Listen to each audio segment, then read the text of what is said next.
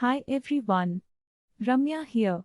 Today I want to show you how you can use the SUMIF function in Microsoft Excel with multiple criteria like text criteria exact match. So first of all, what is SUMIF?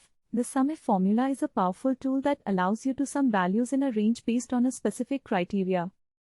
Syntax of SUMIF is SUMIF range, criteria, sum_range.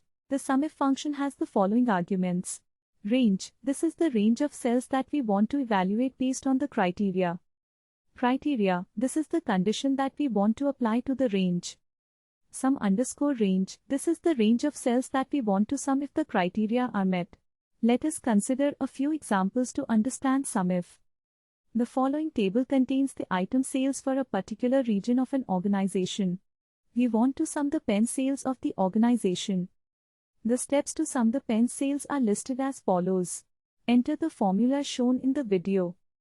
The range C10:C22, column item, is compared with the criteria pen. The sum_range is G10:G22, column total sales amount.